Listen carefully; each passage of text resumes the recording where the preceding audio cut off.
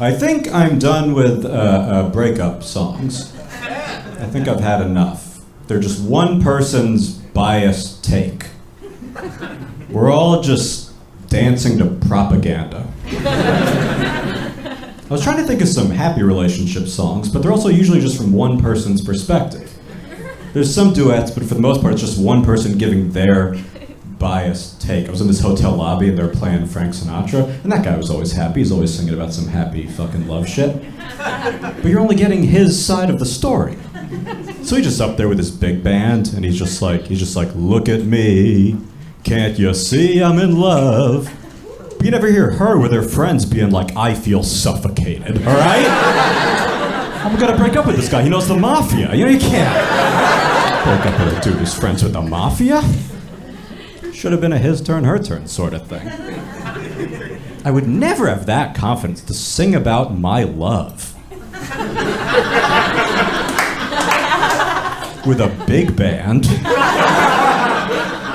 recorded and released.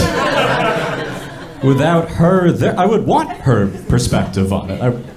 If she were not there, I would hedge all of my bets. I'd be like, it's very new. We'll see, I guess. Like her, but very aware we're recording this, so haven't heard from her since 9 a.m., but it's only 1 p.m. Shouldn't need that much comfort during the day, just projecting past insecurities.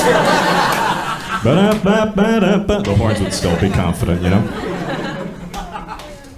It's nice being in a relationship, though. You can be more emotional and honest and all that shit. I had no practice with that growing up because I only had male friends growing up. I never had any female friends. And guy friends, we never talked about anything that mattered. It was just like sports or whatever. It's weird, a lot of my friends have known them 20 years. I don't know anything about them. I have this one friend, Jay, I don't know anything about him. I don't know his feelings, I don't know his race, I don't know. I don't know how to find out at this point. I just have to watch the next Olympics opening ceremony with him. See which flag he smiles at. Oh, Belarus. You don't talk about anything, but in a relationship you have to talk about shit. Like you don't have a choice, right? Like it's drawn out of you. And now I get why. You know, sometimes you hear married men, they'll say about their wives sometimes like, oh, she's my best friend. But whenever I hear a guy say that, I think what he's really saying is like, I realized I never had a friend. I think she's actually the first person to ask me a follow-up question, or maybe even know what my eye color is. It's hazel. Apparently it's hazel. That's why it's nice having a female friend, even like an acquaintance, you know? Because like guy friends, you don't talk about anything, but a woman would be like, how you feeling lately? It's like, I think you're my emergency contact. I think you're the closest person to me in my life. I love you. Never leave.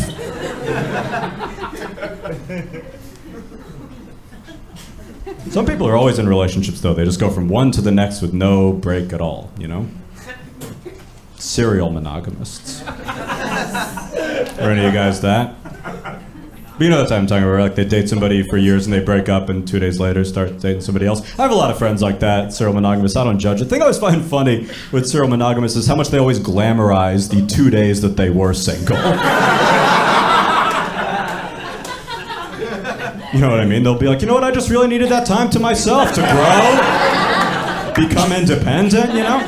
And look, I loved being single that Tuesday and Wednesday. I was ready to do that forever, you know? But then I met the next person I bumped into. And what was I gonna do? Not project all the meaning from the last person onto this one? That's no solution. Like, all right. Could also be alone with your thoughts for a second. Just me.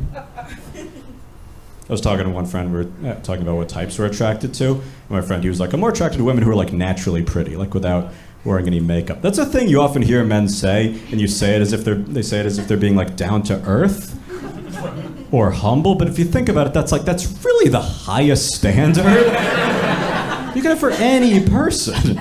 Just to be like, look, I'm a simple dude, man. All I'm asking for is a face born perfect, all right? Like, what do you think of being picky? I don't need some, like, dolled-up Hollywood actress. I just want one of God's home runs. Is that so crazy? I just don't think that's too crazy. Paint me a masterpiece.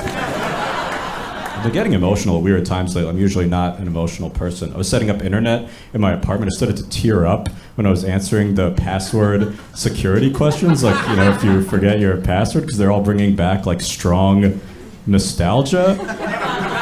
For me, they were just like asking shit I hadn't thought about in so long. It was like questions like, who is your childhood best friend?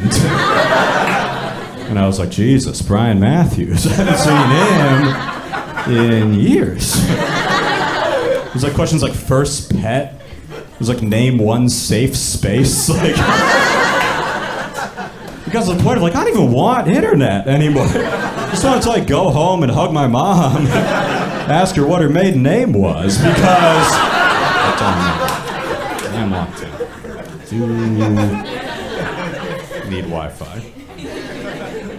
I had to go to the DMV to get my ID renewed recently. I had to go fill out the form. Filled out the form, gave it to the lady behind the counter there, and she hadn't shed my old ID also, and she was like comparing it, and she was looking at it, and she was like, "What's your height?"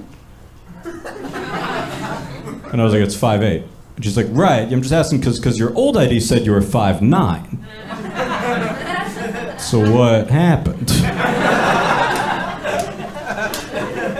And I was like, I stopped lying to myself about being 5'9". I could be who I want to be.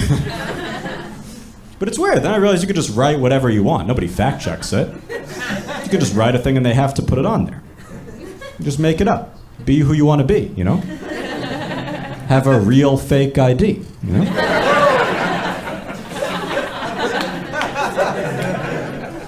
It's just a fun thought because if I died and they had to like ID my body, they would just be looking at it like, oh, this is a photo of him, but none of this shit adds up. It's like 6'6", piercing blue eyes. Under organ donor, it just says it's huge. Why does it say that?